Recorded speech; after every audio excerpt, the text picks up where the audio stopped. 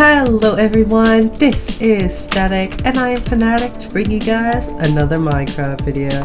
Today I am here to show off something that I have been creating over the past few days of being sick. Yeah, I put that into the community post. That is why I was not able to stream last weekend. But yes, here we are. So, first I guess I should show you guys the entrance. So, it's nothing fancy. This is going to be an idea for the SNS Bank, which was going to happen on the Mystical server, and maybe next season me and Soul can go and use this design instead. But so first, it's obviously it's going to be way cooler than that. But the front door, you're going to walk down and you're going to be greeted in this amazing entrance. This is going to be the actual bank, kind of like the main entrance of the bank, you could say. And this is where you can like purchase things, and me and Soul could be working in here, whatever. These could be little stands. I just put this to, you know, look fancy for you all right this second. So, and then in the vault, which is actually over there, you need a bank key, which obviously is probably not going to be another star because that is not the best thing to get in survival. But anyway, if you try to put anything else in, it's not going to work. It's just going to get stuck in this hopper. But the second you do put in a bank key, it will work. It'll give it back to you, and ta-da! 5x5 piston door will open. And yeah, that was a lot of fun to make. Probably my favorite door. You come down this amazing hallway, and the second you come down, it will close behind you, so you don't have to worry about that. And also, if you do want to get out, there is a button right here that I made that'll make it so it'll open the door and you can get out. So, very cool. There is 8,191 different combinations that are used in this to make, if I did my calculations correct, to make that many different vaults. So that many people can use one vault at a time. All of like that. So, I have this kind of interface laid out here. With all these ores and stuff that you can choose from, and you can just randomly start flicking the levers. It's not going to do anything. And then this thing in the back is where we're actually going to get our vault. Alright, so for now, obviously you'll have to remember your vault. So for me, I wrote them all down so I wouldn't forget. So vault number 1, if we want to get vault number 1, it's coal, copper, redstone, emerald, quartz. Okay, I gotta remember this. Okay, so coal, we're gonna have to flick the coal lever, the copper lever, I already forgot, a coal, copper, redstone, emerald, quartz. So redstone, emerald, and quartz is over here. And the second we flip all these levers, it doesn't have to be in sync, but as long as you get these levers done, it'll automatically ping your system, see that light shut off there, and it'll automatically come bring you your storage right here, which we can put whatever we want in there. If we want to put diamonds in there, that's good. I have diamonds in another vault, so we're going to put skulk in there for now. So perfect. And then you press this button to return it. I'll show you guys all of this in the background in just a second.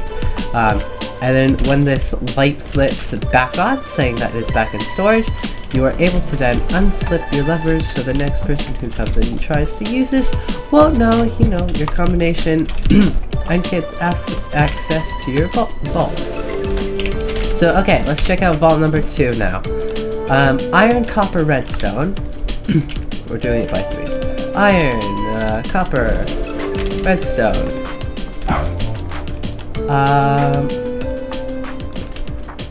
That's the wrong vault. Redstone, emerald, diamond. Oops, redstone, emerald, diamond. We don't need these. Also, guys, look, if you mess up, there's no there's no consequences. It just won't work.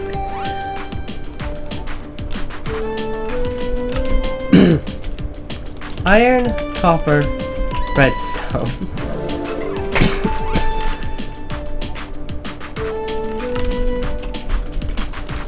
Then we need nether gold and shiny gold. So that would be nether gold, and then when we hit shiny gold, everything's good. The second it knows it's our system, it'll ping it, this light will turn off, and in literally a split second, we get our thing super fast. And just know you can have that many different vaults. Redstone, okay, this one I know because this one I've been playing with all day. Redstone, emerald, diamonds, shiny iron, and I believe it's lapis. Let's see. Yes, it was lapis. Okay, perfect. And literally, again, in a split second, there is a different minecart with our items in. Alright, time to see the behind the scenes. Okay, so this is how it looks behind the scenes. It looks like an absolute mess of things. I promise I will try to explain my best with this. But yeah, it looks crazy for now. So, the first thing you have to do is you have to, as you can see, there are all the different codes or blocks that we choose from. And if we go inside, they're the, oh, I broke a sign. They're the levers right here. Okay, so all the levers are hooked up to all of these lines. Just like that. I'll replace it with it, don't worry. And all of them, okay, and it actually looks like we have, yeah, we have a system on, and I'll be perfect to show you. So, all these lines connect together, and I just I changed colors so you realized what was going all into the decoder. So there's the two reds on each side, they're basically identical. And then all of they change into orange, just with repeaters, just like this. And they all meet up over at this magenta area over here. So this is what is called a decoder, where you can get all of your inputs and condense them down to one. So what I'm trying to say is we already have the code from the third vault, right? And that is why only some of these lines are powered, because the levers are down, all of which go into all of this line right here. So I know, because I set this up, that was vault number 3, and vault number 3 I coordinated all like this down the line is this one right here. So if we go along this line, we should see that there are torches on all the lit up ones, and they should all be off. So this one's lit up, the redstone's lit up, that's what I'm trying to say. The redstone's lit up, so it has a torch, which is good. This one's not lit up, so it doesn't have a torch. And you kind of just repeat this process to find out. So if one of these is wrong, like if we accidentally forgot this one, this would turn on, and that ruins the entire signal, because we want the signal to be off to run. So there's all these torches, there's 5, because I put 5 codes for vault number 3. So 5 torches in this line, and it's all going down to this line right here, which I will explain this piece next. So it all goes down in one line. I actually, luckily I did this for you guys. I laid it out so it looks like this, and all it is a bunch of inputs just like this, empty stuff. And then when you want to code it, say there is for a code, this one's gonna be powered, and then this one's going to be powered, and this one's going to be powered, just like that. We need all of those two. Only when these 3 are powered, we need an output from this. So that is why you take the signal like this, and you put torches on it. And I actually have to move these up, because we need the redstone to actually connect. So let me do this for you real quick. Just like that. And then we need to put a torch on every single one. So now, when all 3 of these are powered, it should turn this entire line off, which it does. See how this entire line is off? And see if one of them goes on, if this one goes on, if both of them are on, they stay on. So only when you get the correct code will this thing turn off, which is exactly what we need to make this. And I'll clear my inventory for you guys and explain this next piece. So this is the minecart loader, and I'll show you it in action in just a second. So all of our minecarts that get sent are down here. This was number 1. Remember, we put skulk in here, we put nylium in here, and this one is up here with diamonds, and I'll tell you why it's up here in a second. So they're right here. The second one of these things gets powered, when we ping the line, when this gets here, remember this entire line turns off if we get the correct code, just like we did over there. When this turns off, it turns this one on, which powers the slide, which makes it so the minecart, which is on a powered rail, see, it is a, if we go in F3 on the right hand side, this is powered false, so it's not powered right now. When that does power, it gets shot onto this rail and it goes up to the system, and that is how it drops from the ceiling over to where we find it, right? So there is that. There is also a second system up here, which is for the rails, which is just a torch tower up here with the redstone. So if you see, if I undo this redstone, see how this track switches like that? So we need this because when the minecart, when we hit return, it goes into this line down here, okay? And it travels all the way back over here. And so this is what needs to happen. If this line is off, remember, if this is off, it would be like this. So the minecart would run along this track and then go right into the station over here, which is what we would want. But what happens if we're not on the first slice and we are on the third slice, which is how we are right now? So the minecart, right, minecart with chest, when it goes along, it doesn't need to turn there, which is why we're using redstone to turn the lane. And because this is turned the opposite way and not in, when we run the minecart over, it just goes straight over it, just like this. And please don't go in there. It goes right along this one, skips that, it goes over here, skips this one, goes over here, and because this one's empowered, it turns right into this station. So this is how we are also deciding how the minecart gets filtered back into where it needs to be. Okay? And then the reason why this is up here is because if and see, we call our minecart, right? And it goes along track and goes in there. And then we hit return, remember? And then the light turns on, okay? We want to make sure we can put our code or our our levers back to the original spot so no one knows where our vault is. Except if we don't do that, and this is just like regular, this entire minecart would just be going back and forth, back and forth, back and forth in a circle, which is not what we want, and I'll show you that right now. So, inside here, right, we call our minecart, and it comes in here like this, and then we're done putting in what we want or taking out.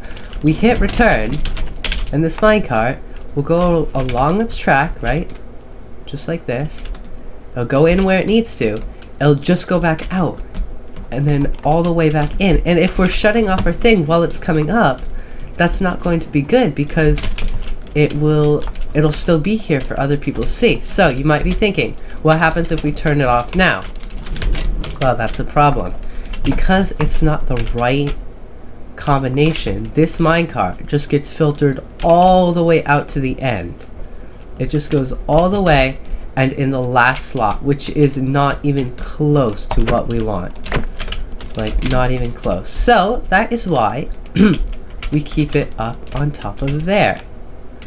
Alright, so, now, calling back our right output, okay, and we'll make this come here. I will show you guys that when we call our minecart and we need to return it, that is why it comes up here. Okay, so it doesn't do a loop instead. So it just sits up here. And because I can do this in the background instead of going all the way there, remember, if one thing is wrong, it powers this again. When we repower this, it just moves our minecart from up there one block down. So it's exactly where it needs to be again. So that is why we do that. And then there it goes back on its way. So now I'll show you doing this. So we don't want it. We press it. It's going to go back to where it needs to go. The lights turn on, and then we can shut this off.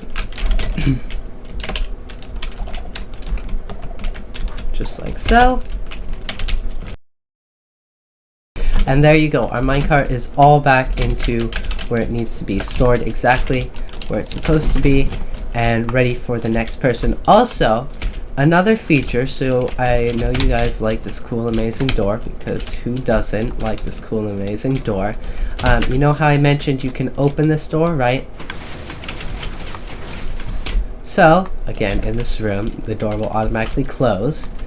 If you are running your right thing, right? The second that this light turns off saying we have the correct code, just like that, and our minecart is coming, like so, this door is locked.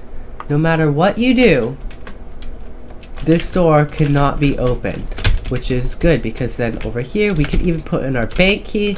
Our bank key will get shot out, but the door will not open because this light is on, saying that there is someone in here.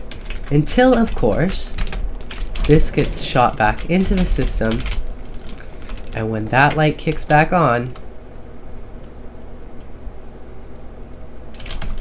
then this is open again, and that light is off. So there you go, a cool little system I made over the weekend. I hope you guys enjoyed the video and liked my cool amazing redstone contraption. It took me a little bit, and I'm actually very proud of it, because I made lots of redstone contraptions in the past, but I don't think I've actually made anything this size and scale. Just kind of like this, but miniature. But yeah, so I hope you guys liked the video, and hopefully I will see you guys in a live stream soon. But yeah, that's it for me. I will see you guys next time. Bye!